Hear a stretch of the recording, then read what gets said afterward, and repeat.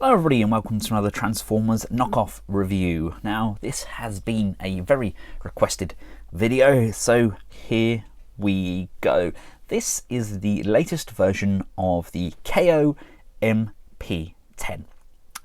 They come packaged in these very fetching brown shipping boxes, and that is literally it. I've gone for a Takara version.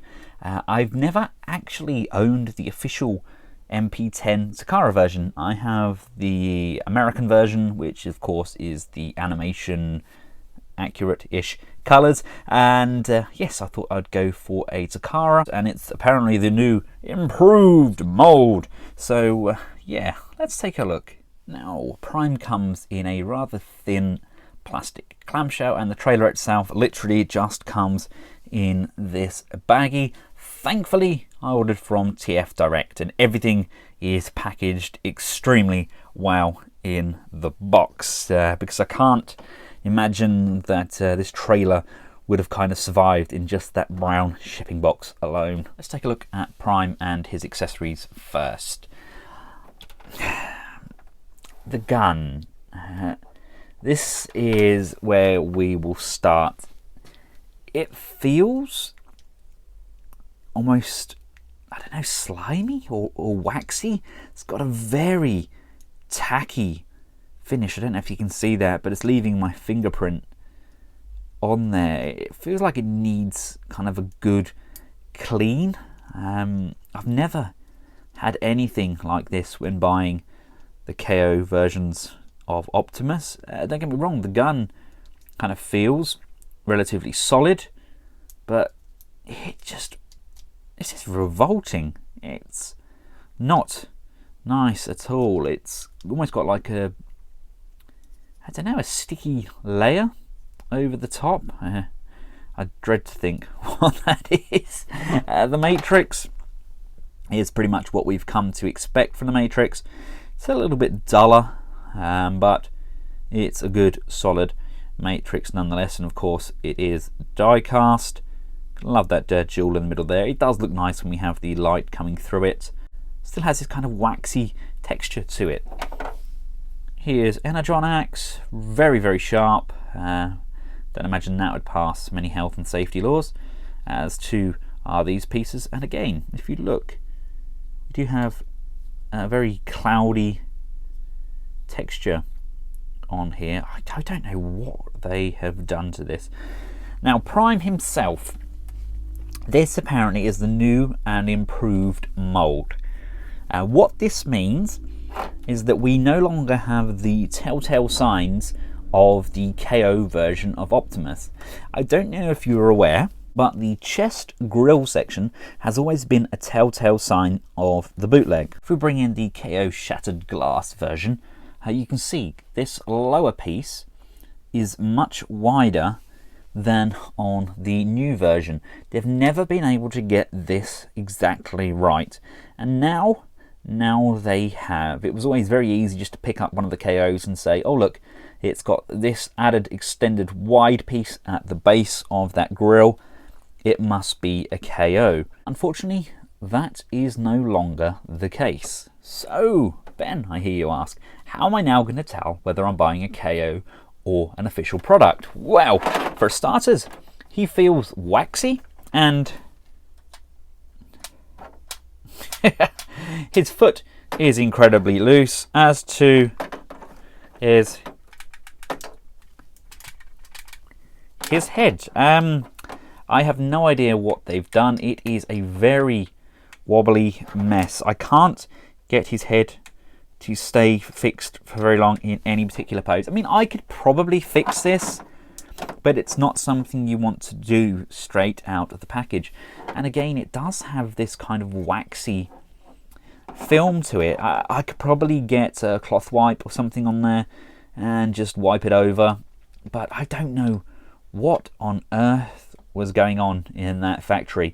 I can't help but feel that maybe this new run are actually seconds they've got from a factory. Maybe a factory has closed down and they've got a batch of seconds which they're passing off as the real deal. Now, I don't know, but As you can see with the gas tank, look, this is, I know it's chrome, but this is because of this waxy film layer. To look at, he looks spot on, and if you're happy to have him just kind of displayed, then he's definitely a good prime to have. He's a good figure, he looks the part, and he could be amazing for customizations, but he's definitely not the real deal. I mean, what is going on? Another issue we have are the hands. The hands, I don't know what's gone on with the mold there. That just doesn't look right. It's somewhat warped around that thumb area. I mean, this doesn't bother me because I'm going to be getting the BB7 upgrade kits in the Takara colours, so I'll be switching them out. But that's not a good look for you, Prime, to have this kind of warping going on with that thumb. The finger is quite stiff on mine, although I've heard people having serious issues with their fingers falling off, which was a common issue with the original MP10. Let's just... The gun does not really want to stay in that hand now.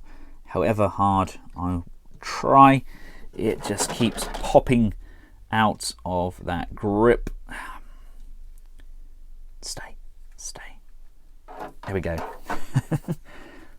I don't know how long that's going to stay in there, but it's in now. Again, that's something that we shouldn't have to fight with straight out of the packet. Likewise, we've got some really nice ratchets been installed in the upper thighs.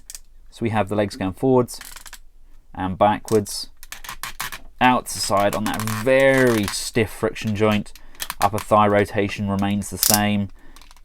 Very solid ratchet there on the knee, and again we get some gaps in the thighs where things don't quite tab in as well as they should. We get the odd sprue mark as well, something we really wouldn't be getting with an official version. If you look at the chest, we've got this gap along the front here. I've tried several different approaches to this. I know I had this with my original MP10. I believe there was a gap on his chest, but you know, they kind of fixed this as one of the KOs, and now they've gone back to having a gap there. You see I've got another sprue mark along there. From first appearance you think you're getting a very nice looking version of Prime, but it's just those little extras that they've kind of slipped up on, which really do make all of the difference between an official and a knockoff piece. We do have the rubber tires, we do have some die cast in the feet, but again, not sure how easy it's going to be to fix that joint. It may just be a matter of taking it apart and having a look on the inside, but again, that's something I shouldn't really have to do straight out of the box. Let's just open up this chest, flip this up, let's see if we can get the matrix in there. I mean, detail wise it is exactly the same as the MP10, and they've copied the mold exactly, but they haven't done it as well as some of the previous versions have. Yes, they couldn't get that chest section right, but it wasn't smothered in sprue marks and huge gaps. I mean, he still looks nice pulling off a pose, doesn't he? Putting Prime to one side, let's take a look at Roller and his trailer. These were an addition. You can either buy Prime on his own or you can buy him in the set with the trailer.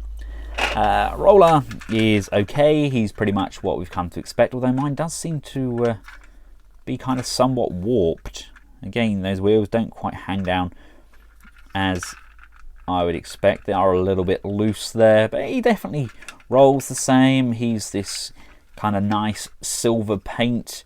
Everything still flips around and tabs in as it should.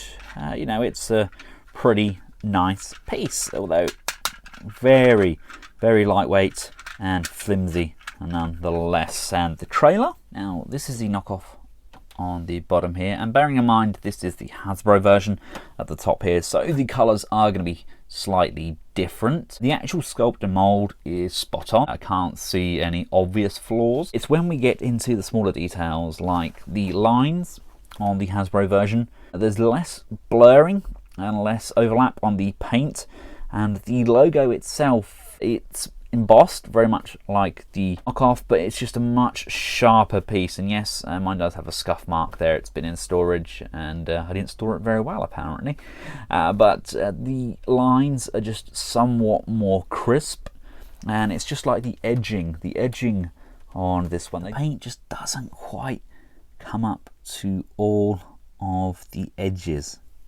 And in repair bay mode, please obviously take into consideration that this is done in the Takara paint scheme, and this is the Hasbro we're not going to paint it scheme. The Takara knockoff does look vastly superior. That paint really does make all of the difference. We've got this slightly different gunmetal grey around this area, but I don't really get why they didn't paint the insides of the seating. You've got the silver on the inside here, and you've got the silver on the inside here. I kind of thought they would have been painted up as well, kind of like what Hasbro did. Maybe that's something, maybe Takara didn't do that, but from memory I thought they did. I thought they had all that section painted up. To be honest with you, the trailer is neither here nor there. It's really hard to tell the difference between the two, and if I was to pick, I would go for saying that the Hasbro one was the knockoff, and it's just a shame that that Prime wasn't as well made. Of course, as good as the trailer looks, it is of course a KO and by no means perfect. We do have some kind of missing paint applications just on the base of this piece, and if you look at the rear of the mechanical crane, it's kind of splitting apart.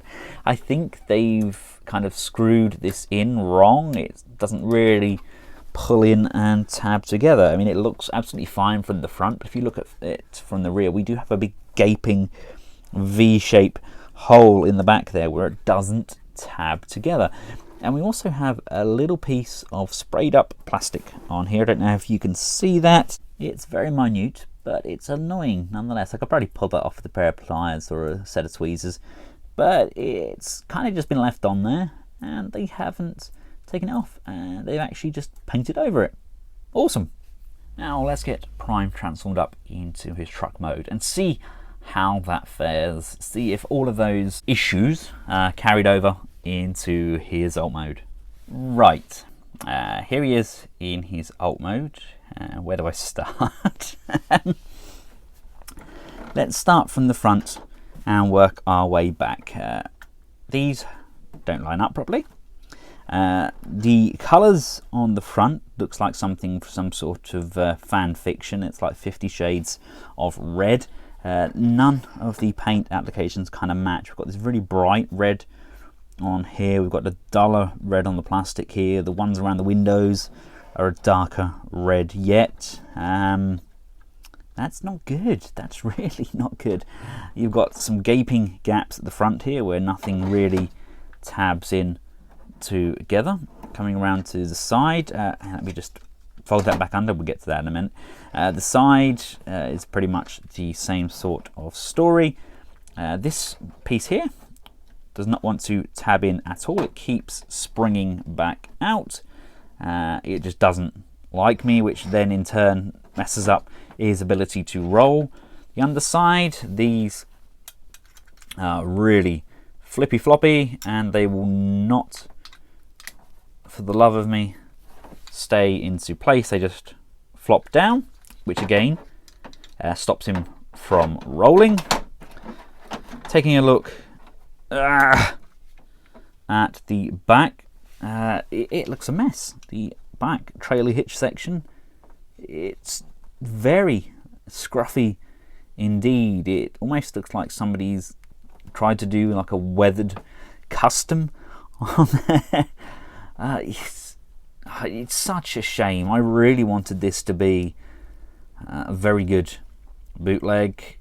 It's just somewhat subpar. It could be really good. The bootlegs themselves are improving and improving and improving. This just seems like they've cut a lot of corners just to try and get their KO version out just before Hasbro and Takara do their reissues. Here he is along with his trailer in tow. I mean, if you want a Prime to put on display and not transform, etc., yeah, sure, this could probably work.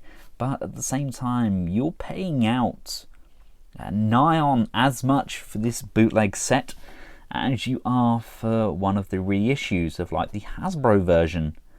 And that's just use your common sense and save up the extra money and just get the official version. As much as I am the king of KOs, I am just very underwhelmed with what they've done with this. I mean, don't get me wrong, it may not be a widespread thing, it may differ from bot to bot. I mean, my KO version of the Magnus, I got the MP10U that I bought alongside this Prime. I got him with his trailer as well, and he is far superior.